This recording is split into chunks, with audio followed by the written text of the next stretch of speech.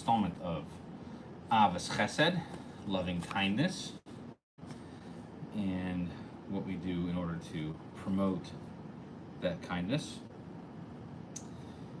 And basically, the different things we're going to talk about today involve taking maaser, taking a tenth, a tithe, from money. So he says over here in the title, he's going to explain all of the different prerogatives. He says, the Ahavas Chaim says here, he says, I'm now going to explain to you the precise way in which a person should fulfill the mitzvah of chesed on a regular basis. So he says, which is an interesting statement, because what have we been doing up till now? Okay, so what I've been explaining until now, that a person should be setting aside money, and he should be able to do the mitzvah of chesed, but in order not to be too complicated or too difficult for a regular person to do, a person should accustom themselves to also separate tithe from money. Okay, for whatever Hashem gives to him through everything he does, and through this he should give 2/3 of that to tzedakah, because the poor also need to give, also need to be given to them, and another third you should leave it in order to do chesed. So one is for tzedakah, 2/3 are for tzedakah, and 1/3 is for chesed.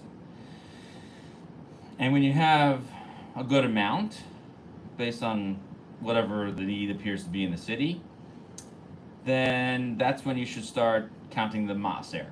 Okay, so whatever profits Hashem has given you, it should be just for the maaser tzedakah money.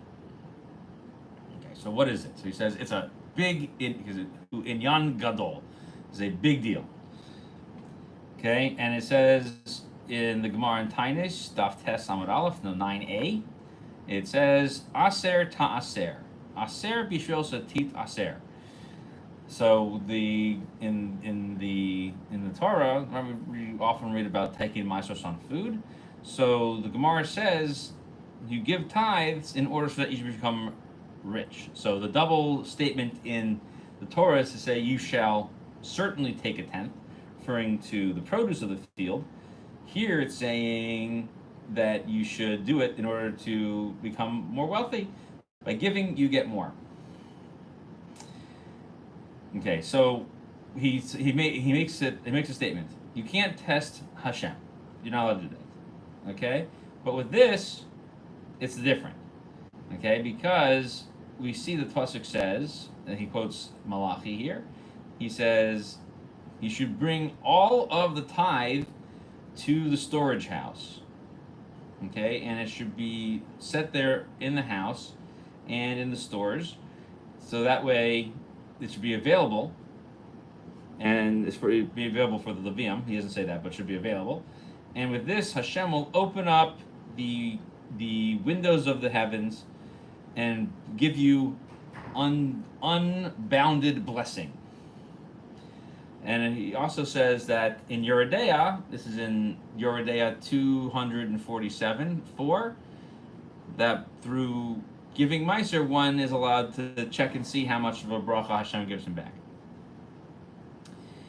And the limits of tithe are as follows: you have to take the tithe from the whole amount. Okay, so he says you have to look at the 10. So that's what he says you should start that. He says from what's called the keren, the principal amount. And then after, when Hashem gives you a little bit more space, you give a tenth of that profit. So there are a lot of people who he says are very cautious about maaser, but they're not. They're worried about the amount of it, but they're not careful about it. They only give from the profits, but not from their essentials, not from the gross. So he's saying that you should give from the gross as well. and that's not the correct way to give maaser. Okay, he says that he opens that we say that you should take from your total amount that you are giving. However, with our great many sins, he says that the Yetzer Hara, the evil inclination, gathers up on a person, and he doesn't allow him to reduce the amount of money that he brings in. And so, what I would recommend, he says, is that you should take a tenth from everything in order to do some type of chesed to the poor. So he says also you should leave over some to give, even to lend to yourself when you need it. So you should have an emergency fund with the condition that when someone who needs the money more, you should also give them that money. And so therefore, when you give it to him, and then you should go try, if you need it then afterwards, you can also feel you can take a loan. But you should feel like you would give to somebody else what you would take for yourself. And through that, a person could actually fulfill the mitzvah of maaser, because this is another form of tzedakah, is to lend out this money. He says, however, this is only according to the Rambam and the Shulchan Aruch. Okay? Because they believe, and this is, he quotes this from Yoredeah 249, okay, in gifts given to the poor, that strengthening the poor through a loan is considered tzedakah. However, there are those who disagree, such as the Ramban. This is not considered tzedakah. It's a mitzvah all by itself to give loans, and we have no proof to say that you are fulfilling the mitzvah of maaser through it as well. Okay? Because in the end, both you and your descendants have an interest in this money, and as long as you have an interest, they don't have to be true tzedakah. You have to end all interest in the money. However, let's say this money is set aside in a permanent gemach, right? It's a separate institution that makes the loans. So the Rambam and Shulchan Aruch would say the following: that would be permitted to go ahead and get the money back, as long as you have set up the fund that way to perform the mitzvah for this purpose. Okay, which is explained in that same place in the Ramah's commentary. But the same Ramban, he says that you could be lenient on this. And so this is one of the few times that the Ahavas Chaim gets really particular about the law. He says you can do all types of mitzvahs with this money. So here's what you can do. You could purchase svarim to lend them to others, okay? And things like that. Now, so there's other ways to use the money for tzedakah. Nonetheless, there are those who are strict and prohibit the money to be used for any other mitzvah, okay? And that's the Chassam Sofer says that. So therefore, we should also try to be stringent on this. If not, again, to make the condition that this was what they originally being used for. So you have to say that this is a gemach for svarim, this is a gemach for lending people money who need it, this is a gemach for XYZ. You have to say that at its outset. So everything explained up until here, says the Ahavas Chaim, this is for a person who wants to make sure that they're always taking the money for maaser to give as a loan, and not to give as a gift to the poor. Okay? But if a person wants to give out money for a time period out of maaser, and that was already separated, to somebody whom he can trust, okay, and especially to those who are in the greatest need, or who have the biggest poverty, who are on the closest verge of poverty, and then have someone else put the money back in, then when you have somebody who needs it, you can't hold back, according to everybody that we just quoted. Okay? And so he says, I found another statement in another work of halakha called the Eliyah Rabbah, who agrees with this. And so you are allowed to go ahead and set up a gemach from the money from Maaser, and this seems to be something that is a temporary solution, until you find the poor person who needs the money. So you basically so you can use the money for this purpose, but then you have to find people to lend to. So the money has to be being used. Okay, now let's talk about how to accustom yourself to Maaser. Okay, so how do we do that? Okay, so what you should do at the beginning of setting up your Maaser account, okay, you should have the following custom, okay, and this will be without any problems. Number one, you should say, "B'li neder, I'm putting the money into this Maaser account," okay, and I haven't made a decision what to do with it. So that way, you're not gonna violate the laws concerning Nadar. You don't want to make a vow and say, "I'm going to use the money. I'm putting money in here to buy SARM. I'm putting the money in here to make improvements at the school. I'm putting money in here to make a donation to something." Okay, and again, you should have this specific account that you should put in a tenth of the Maaser from profits, whatever Hashem gives you, and you should then deduct those amounts from the business. I don't know what he's trying to get at that, but he's trying to say that you basically should be setting up the account. Okay, the second thing is you should review the books every 6 months. Okay, or at least annually. Okay, so you should review your books for this account once or twice a year. If you're losing too much time for this, then pay yourself back from the account.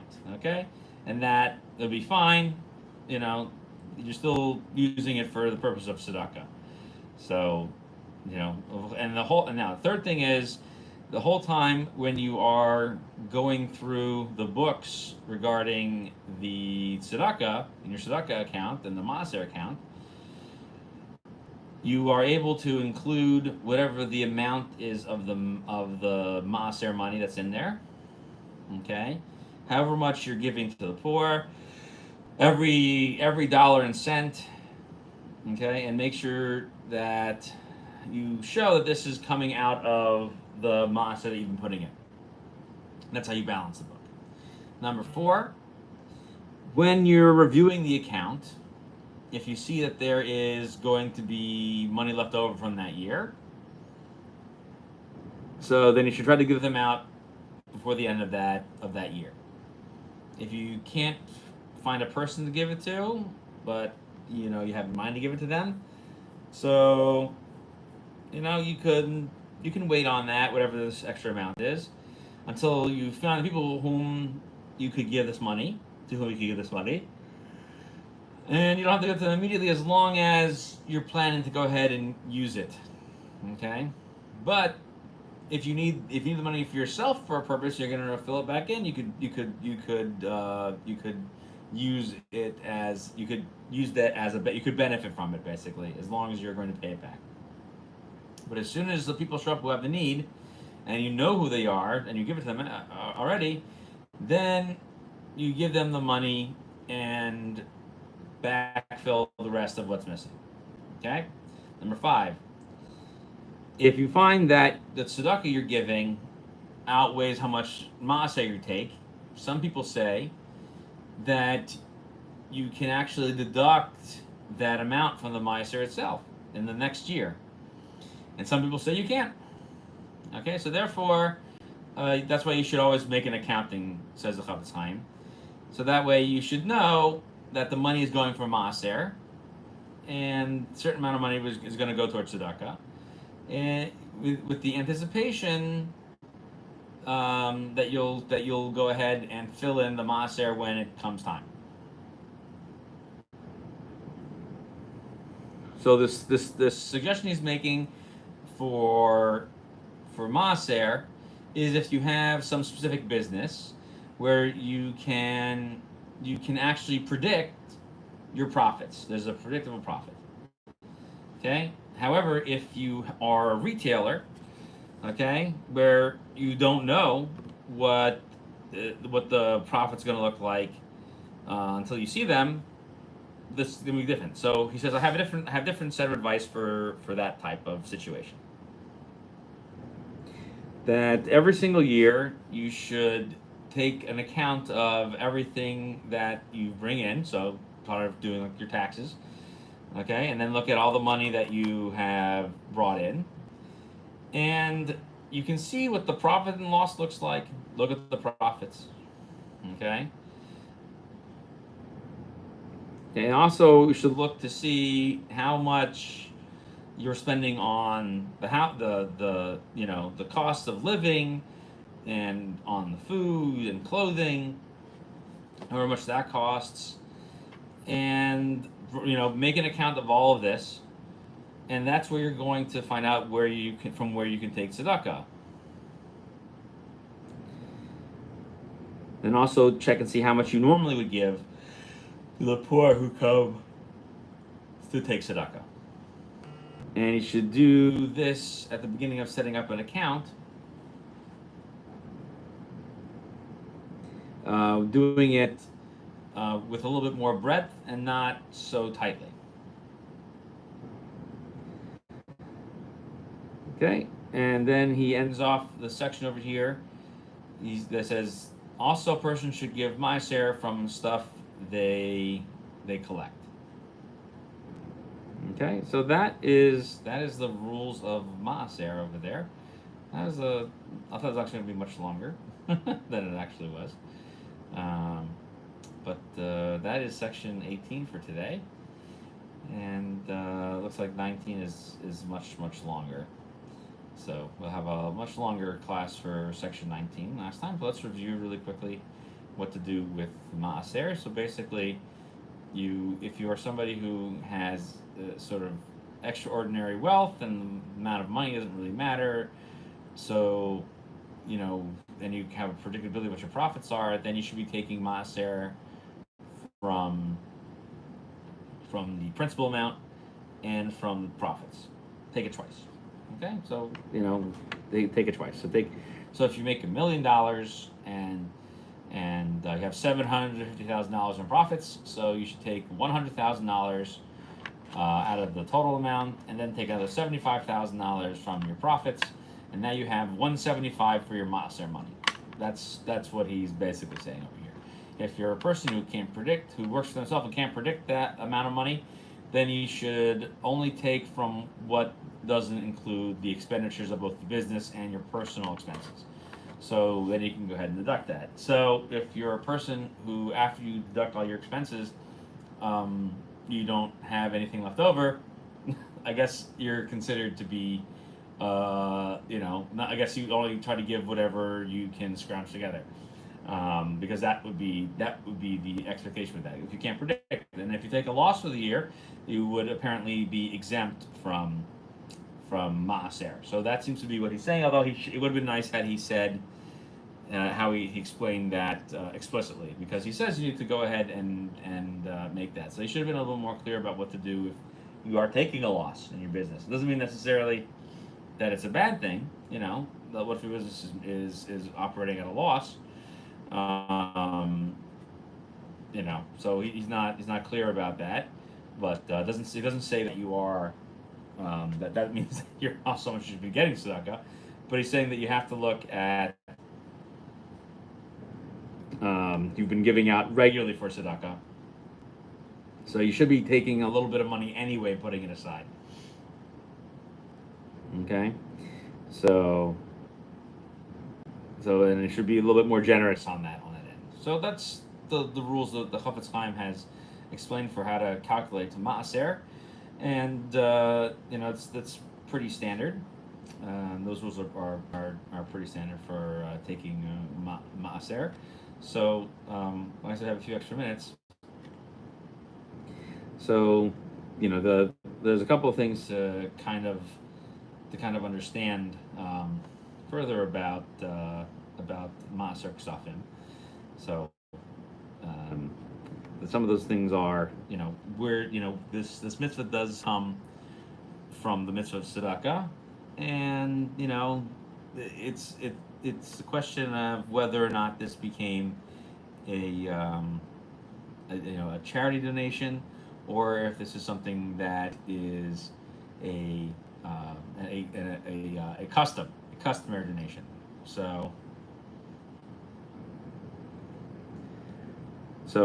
in order to figure out the and people who aren't making any income, you then would take it. So the only thing from which you could measure profit and loss would be from investments. So yeah, it's a good point. So again, we said it's really important to go ahead and give maser, okay? And we find that that everybody gave out money. So they always point out that Yaakov Avinu, even when he was very wealthy, he did take upon himself the maser ksafim. So it says that in Bereshis, and that's what Tosfos points out. To all other things. So Tosfos actually says on that Gemara that he says so Tosfos on that page it says aser ta'aser. So all forms of income. So interest payments. If you're charging interest to non-Jewish loans, any business and all other income. Okay, so he says all that. So you should always try to give it is the main point. So the thing is how do you try to go ahead and calculate that, like the Ahavas Chaim is saying. So he said he try to give it a little bit on you need to be on the precise side, okay, and that's why you should really take it very seriously. So and he's not the only one who says that. There's a number of other authorities who also side with his appointment. So that's why Meister is really, really important. So he's going to talk more about it in the next chapter, in chapter 19. That some people even go as far as 20%, because that seems to be the mitzvah. But the number of people write that this is just a custom, even though we do find allusions to it in Midrash Halacha. We find that it is permitted to go ahead and use it for other purposes. Famously, the Bach in Yoredeya, this is said in 331:19. He says it's permitted to use one's maser money for the purpose of paying off debts. So the giving maser is not an obligation. Okay, because then you have to give that money first. So it's like you can't say like, well, I have all these debts, I can't eat matzah this year, I can't afford to buy it. No, you have to go and buy the flour to go make the matzah. So he says that. But his son-in-law, the Taz, differentiates that and says you can't use the money for that purpose. But most of the people side with his father-in-law that Maaser Ksafim is a really nice minhag to do. Okay, so that's some of the things, and if you inherit something, like if you inherit a house or inherit property, or inherit money, you should be taking maaser from that as well. Let's see, anything else? I think we'll hold it there for today. Let's see. Yep, we'll hold it. We'll hold it there. Okay, thank you, everyone. We'll pick up with chapter 2. Sorry, with section 2, chapter 19 next week. Take care.